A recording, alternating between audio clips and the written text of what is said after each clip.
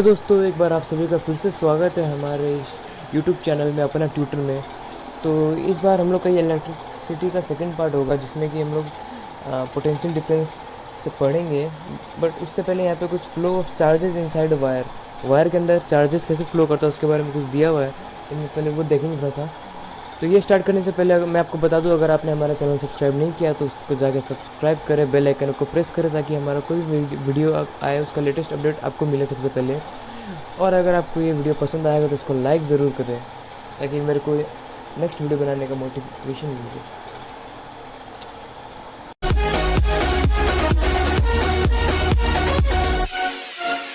चलिए दोस्तों, how does a metal flow of charges inside a wire, how does a metal conduct electricity. कोई भी एक metal conductor होता है, जो भी वो इलेक्ट्रिसिटी कंडक्ट कैसे करता है। You would think that a low energy electron would have great difficulty passing through a solid conductor। कोई भी सॉलिड कंडक्टर में जो लो एनर्जी इलेक्ट्रॉन्स होता है, वो इलेक्ट्रॉन्स को पास करने में, एक जगह से दूसरी जगह मूव करने में दिक्कत होता होगा। ये आप लोग क्या पता आपके माइंड में आया हो। लेकिन जानते हैं आगे, inside the solid the atoms are packed together with very little spacing between them. जो एक सॉलिड होता है, सॉलिड के अंदर जो एटम्स होता है, वो एटम्स पैक्ड होता है बहुत कम स्पेस में। मतलब उसको क्या बोलते हैं, टाइटली पैक्ड। हम लोग पढ़े हैं बचपन से, तो वही टाइटली पैक्ड होता है एटम्स, क्योंकि एटम्स के बीच में कम स्पेस होता है, इसीलिए टाइटली पैक्ड उसको बोलते हैं। और आगे, but it turns out that electrons are able to travel through a perfect solid crystal smoothly and easily, almost as if they were in vacuum. लेकिन हम लोग को ऐसा भी लगता होगा कभी कभी कि उसके अंदर इलेक्ट्रॉन्स तो मूव करते हैं। इलेक्ट्रॉन्स मूव नहीं करेंगे तो उसमें इलेक्ट्रिसिटी कैसे होगा, करंट कैसे फ्लो करेगा। तो ऐसा कभी कभी हम लोग को लगता है। लेकिन वो तो सॉलिड एकदम क्रिस्टल है, उसमें तो स्पेस नहीं होता है, तो वो एकदम ऐसा क्यों मूव करता है इलेक्ट्रॉन्स की। हम लोग ऐसा क्यों लगता है कि इलेक्ट्रॉन्स मूव कर रहा है, जैसे कि वो वैक्यूम में मूव कर रहा हो, पूरा खाली हो आसानी से। हम लोग ऐसा क्यों लगता है। तो इसके बारे में हम लोग आगे पढ़ना है, बस यहाँ पे ऐसा कुछ दिया नहीं है खास। तो एक बार फिर मैं पढ़ देता हूँ। The motion of electrons in a conductor however is very different from that of charges in empty space. Conductor में जो इलेक्ट्रॉन का मोशन होता है वो बहुत डिफरेंट होता है। जो खाली स्पेस में चार्ज का मोशन होता है ना, फ्लो होता है, वो एक अलग थोड़ा सा डिफरेंस होता है उसमें। उन्हें study current flows through a conductor.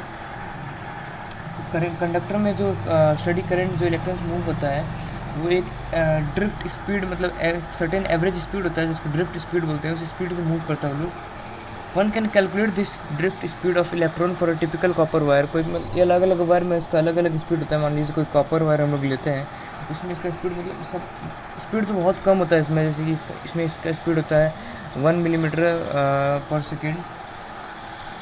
तो ये इसका स्पीड होता है बहुत ही एकदम कम होता है ये speed.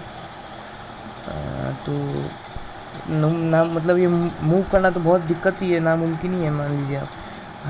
How it is then that an electric bulb lights up as soon as you turn on the switch.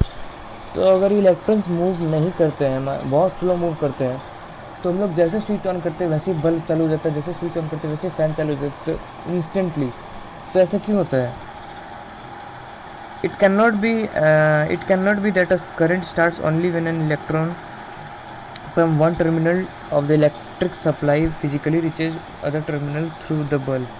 तो ये इलेक्ट्रॉन के मूविंग की वजह से एक terminal of the electric supply से दूसरे टर्मिनल में इलेक्ट्रॉन का मूविंग की वजह से ही नहीं होता है, बल्कि ये ड्रिफ्ट क्या बोलते हैं, ड्रिफ्ट की वजह से भी होता है। जैसे कि यहाँ पे फिजिकल ड्रिफ्ट जो दिया है, फिजिकल ड्रिफ्ट तो आखिर में बहुत स्लो प्रोसेस होता है। लेकिन तो ऐसा क्या होता है, इसके बारे में हम लोग का जो एक फैक्ट होता है, एक मैकेनिज़्म होता है इसमें।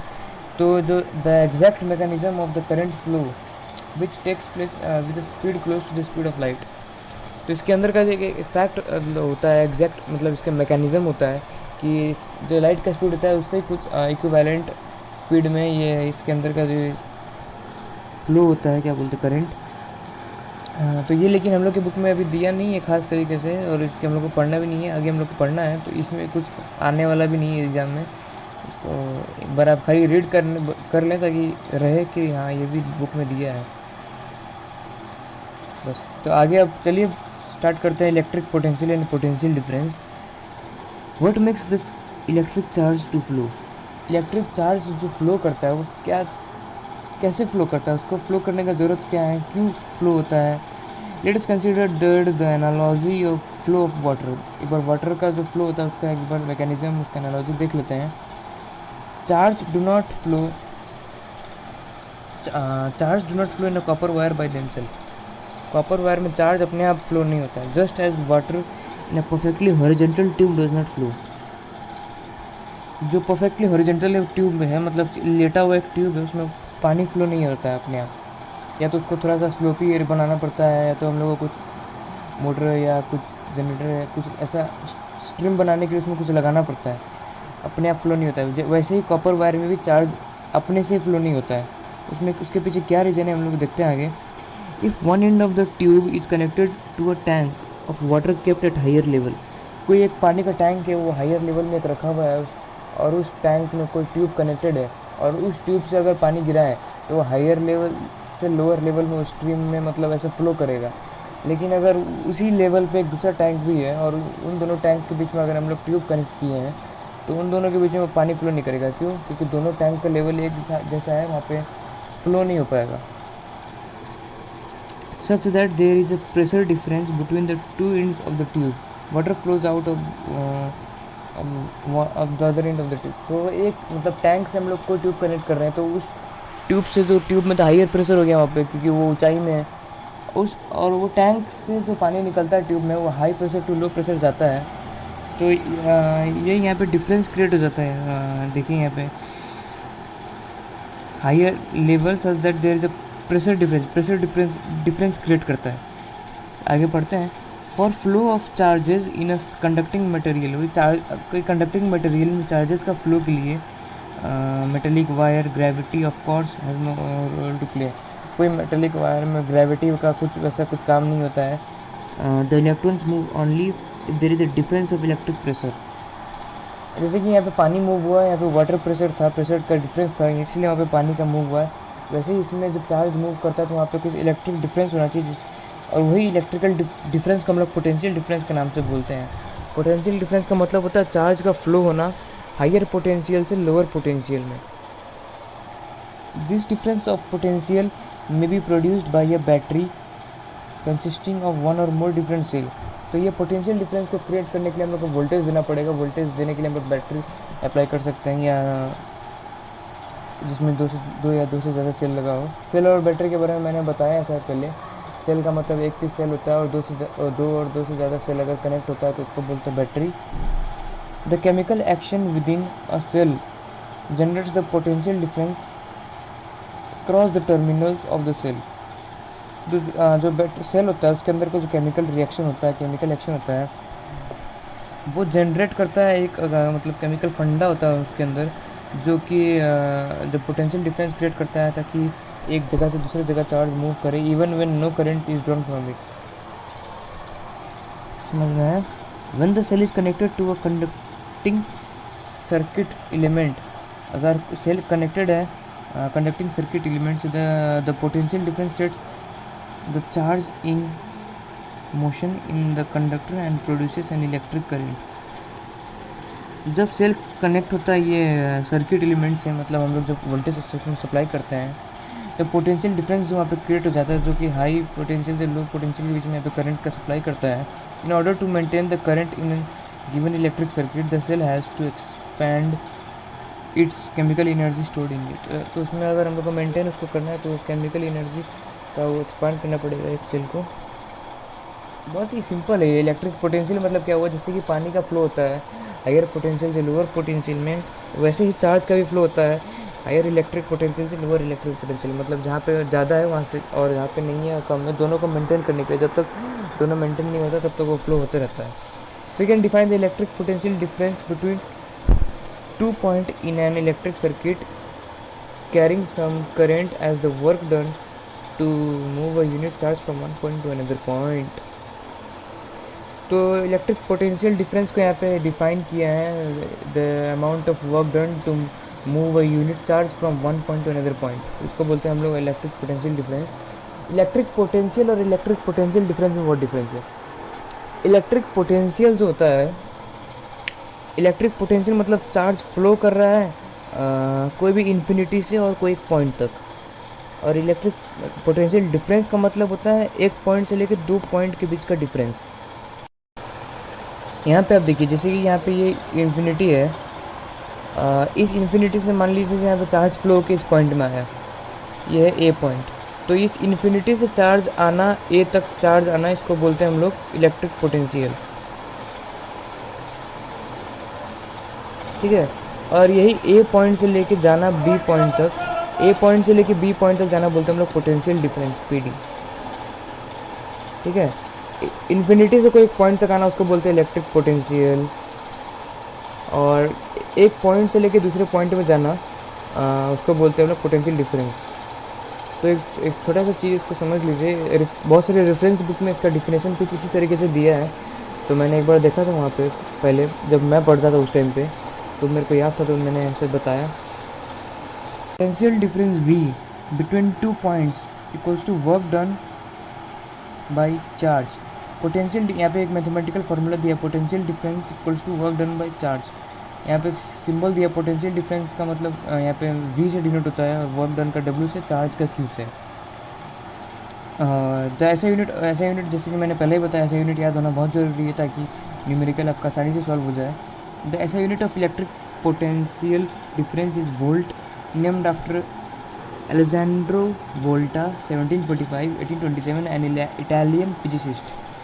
अब यहाँ पे 1 वोल्ट को डिफाइन किया है। 1 volt is the potential difference between two point in a current carrying conductor when 1 joule of work is done to move charge of 1 coulomb from 1 point to another. तो यहाँ पे 1 वोल्ट को define किया है, 1 volt equals to 1 joule by 1 coulomb. The potential difference is measured by means of an instrument called voltmeter. The voltmeter is always connected in parallel across the points between which the potential difference is to be measured. कोई भी दो या conductor के बीच में, कोई भी दो points के बीच में अगर हम लोग को पोटेंशियल डिफरेंस मेजर करना है, वहाँ पे उससे पैरेलल में अगर हम लोग वोल्ट मीटर कनेक्ट करें तो वहाँ का पोटेंशियल डिफरेंस हम लोग का मेजर हो जाएगा। तो जैसे कि मैंने एमीटर में बताया, तो वैसे वोल्ट मीटर का भी है, वोल्ट मीटर का भी कुछ प्रॉपर्टीज़ है। अगर आपको डायग्राम में बनाने के लिए दे तो आपको डायग्राम समझना पड़ेगा, एमसीक्यूज़ में आता है। तो वोल्ट मीटर पहली बात लगता है पैरेलल में, और volt meter potential difference measure करने में मदद करता है। और बस इतना ही है।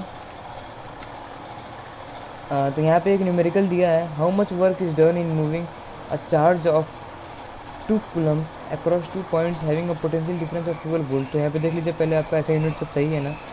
तो यहाँ पे दिया है आपका चार्ज दिया है, और यहाँ पे पोटेंशियल डिफरेंस दिया है, वर्क निकालना है। तो हम लोग को पता है potential difference equals to work done by time, work done by Q, मतलब वो चार्ज में।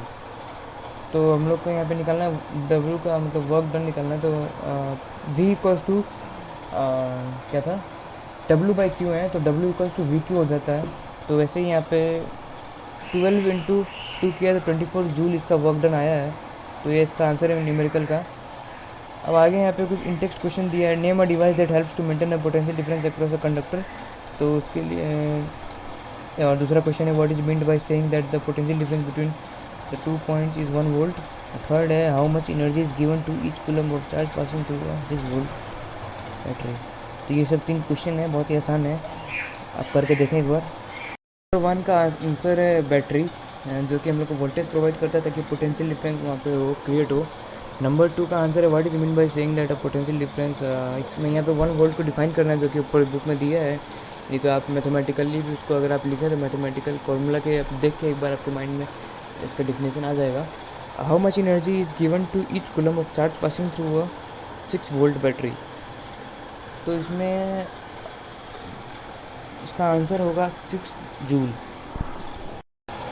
ये देखिए, हम लोग का ये फार्मूला है, potential difference equals to work done by charge move.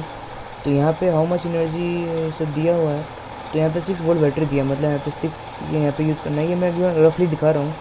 Work हम हाउ मच एनर्जी और वर्क डन इक्वल होता है, इक्विवेलेंट होता है। तो यहाँ पे वर्क डन का ये वर्क W लिखेंगे, और यहाँ पे बोला है ईच कूलम मतलब 1 कूलम। तो देयरफॉर वर्क डन यानी जो एनर्जी हम लोग को निकालना है इक्वल्स टू 6 जूल। इसका आंसर ये 6 जूल हो जाएगा। Therefore 6 joule of energy is given to each coulomb of charge passing through a conductor of 6 volt battery. Hope आप सभी को चैप्टर समझने में अब आसानी हो रहा होगा। तो अगर आप लोग को समझ में आए तो लाइक करें और सब्सक्राइब करें।